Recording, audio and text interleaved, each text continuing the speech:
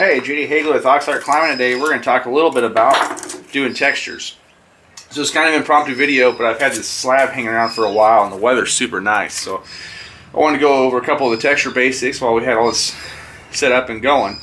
And the last set of holds I did, I kind of experimented a lot with texture, and really I'm getting to a point where I've got a lot of the current set sculpted and shaped, and I'm starting to look and see what kind of texture I want to go in for my next series.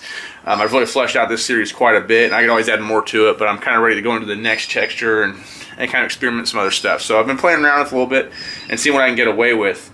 And what I've come to realize is I'm going to have to upgrade foams if I'm going to get too much more complicated.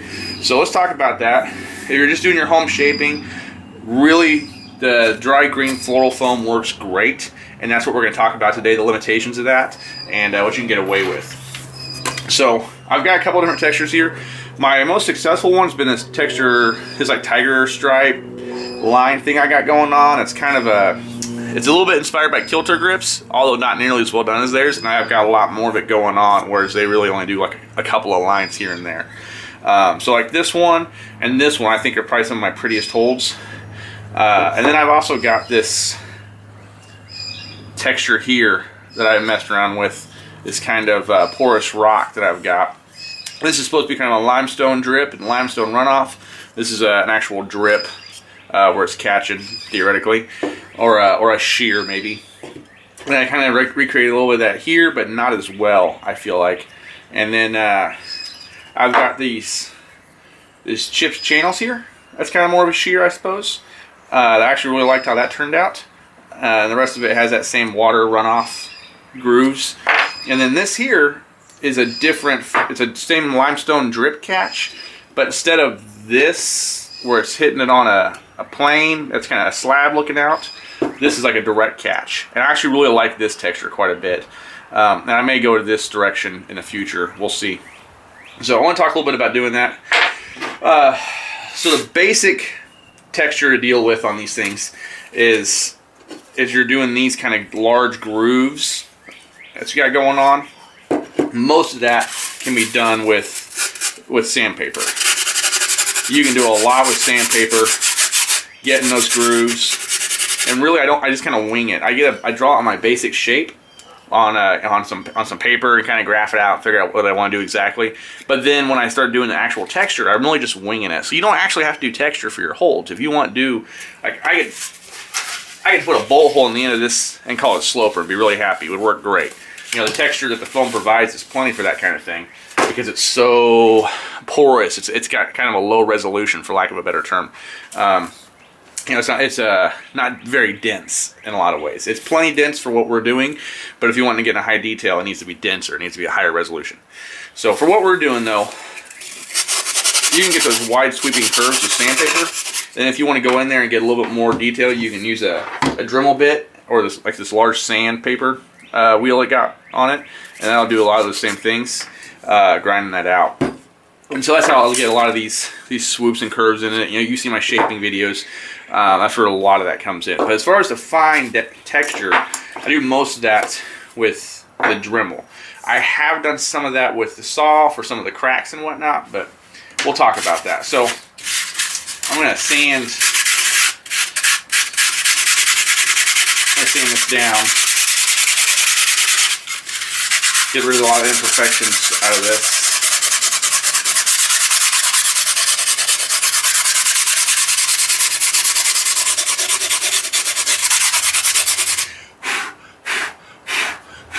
Cool. All right. So for the very basic texture that I do is this line, and I do that pretty easily with either this fine tip or this here. I think the fine tip works a little bit better. I like this more for the drops. So with this fine tip, I'm really just going to drag some lines out. I'm not going to do the whole thing, just a little bit of it. But I do it on low. And you just kind of let it wander.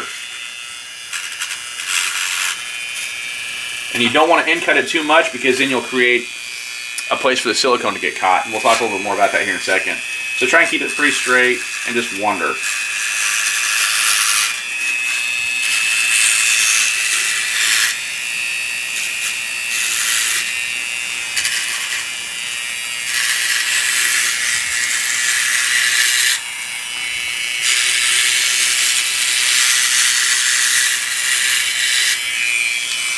And so what this feels like is a wood grain, honestly. It feels very much like wood grain. So, and you can see that I've in-cut a little bit here. So the problem with that, I think this would be okay, but what I've done is I've done my cracks with this before. And like on this, I've done cracks going off the side. And what I've found is that the silicone can't get out of it when I'm pulling it from the mold. It's such a higher resolution that silicone tears off and I lose that detail. So like the first one, well actually does that show it very well? Yeah, a little bit. You've got more of a crack going through here, and this one has less of it because that's pulling the silicone out. This isn't a full cast. This is like leftover resin. But a lot of the cracks that I originally cut in there that were really cool and high detail, that silicone is torn off in it. So I'm going to need better foam that I can do cleaner detail with that, and maybe better silicone. I don't know. So you have to be careful when you're doing those cracks. You know, it'd be cool to add some cracks, and you can just kind of like drag this through there and just tear it up a little bit as you go to create those cracks, and just kind of tear it up a little bit, just wander it around. And so there's a really cool crack. That worked out really well. That looks great, right? But that silicone is going to capture like that 1 or 2 holds, and then it's going to lose it because that silicone's going to tear out. So it either needs to be super shallow so that the silicone can't seep down into it like it would here, or you need to widen it out a little bit. Chip that out. So now we're getting into some kind of detail that we're hopefully not losing the silicone in, but we're still capturing that crack detail. That looks so cool. So I'm going to widen this out a little bit, furrow it some. But I don't want to, I still want to capture that crack. So that's not too bad. But like this little crack over here, I don't think would last very long. So I'm going to widen it out a little bit. I don't want this to be, I want it to be a little bit wider. And that's not too bad. The other problem is if you get too deep, it's the same problem. So if that crack's there, we're going to go ahead and hop into the water drop system real quick. Because I do like the saw for doing cracks more because it's easier to keep that in a nice line like a crack would be. Whereas this, you can do it, but I feel like it's a little more hand-drawn and it's a little more wave and doesn't capture that crack texture very well. But if we want to hop into the teardrop, or the water drop real quick. So there's this one and there's this one. This is a little bit smaller size. I'll start with this one. And this one I just like to peck it. I just like to hop down kind of randomly and follow that line. Look at this middle one. Just kind of peck it a little bit. And then you can kind of widen your circle out a little bit. But if you get too deep, you're kind of asking for some problem pulling that silicone out. So you have to make sure that when you cast it, that it's going to be nice and captured well. So like there's a nice little water drop texture to follow that along, and you can kind of hop in. You don't want to go in too much of an angle because something like this, that's all back up in there, is probably going to tear off into silicone pretty easily. So you can just kind of capture it a little bit.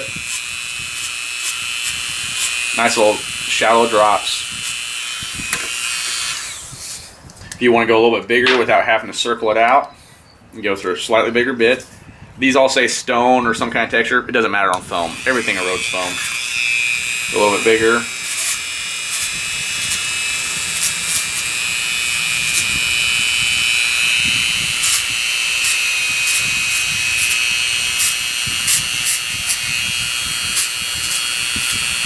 See, that's a nice little water drop texture.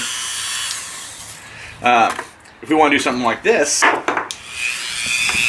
we can really just kind of dot the landscape with it.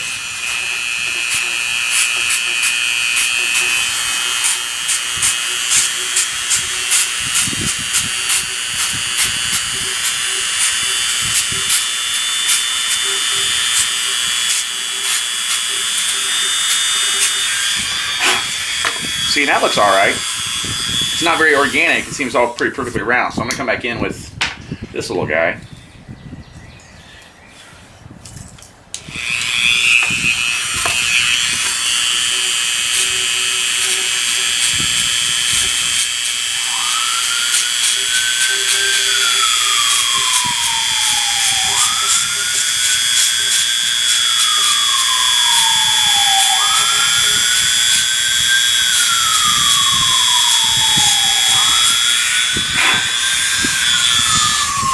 So there, that looks a lot better. I kind of wallered some of them out and add a little more drips around it. That looks a lot better, like a scattered dropping pattern. The only thing to be aware of, you hear siren in the background, I bet that's awesome. The only thing to be aware of there is not getting those holes too deep, because this will also trap a lot of air when you're doing your resin cast. So when you're doing that, be aware of it. You know, you don't, if you're doing your mold, be aware of it trapping air. You might pour a thin layer and poke it a few times with something to pop those air bubbles, and then pour the rest of it in. If it's in the top of the mold, like up here, it shouldn't be too big of a deal, because those silicone bumps will push down into it. So this will actually get captured pretty well, because it won't be able to trap air. But on the bottom of the mold, you gotta be aware of that. So there's our drip pattern, there's our crack pattern we've kind of covered a little bit. There's this here, and what I've done for that one, oh, real quick while we're talking about the drips, they have these little ball tips that are kind of cool. The problem with these is that they have that lip on the very back end of it, and I think it's real easy to create that lip when you're doing your sculpt, and that, again, traps silicone, and it'll probably just rip it off. Rather than creating a cool little water drop pattern, it'll just rip the silicone off, and you gotta pull it out, and you lose that part of the mold. So, I'm gonna hop into this texture here. So I'm gonna go back to my pointy one here. Like so. I'm just gonna kind of damage this edge up here. Just kind of like.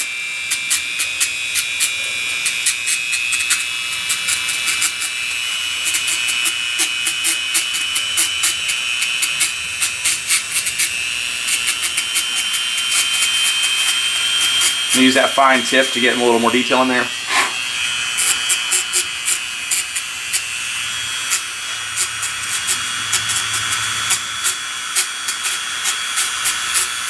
Just keep it nice and shallow. And that doesn't look too bad. Almost kind of cave-like for texture. And that's pretty easily how I capture that one. This here, I actually like this, and I round it out that bit more. So I'm actually going to come across on the section of this and just kind of round it off with some sandpaper. And that smooths it out, actually. Obviously, is what sandpaper is supposed to do. But I don't feel like it's quite as abrupt with that.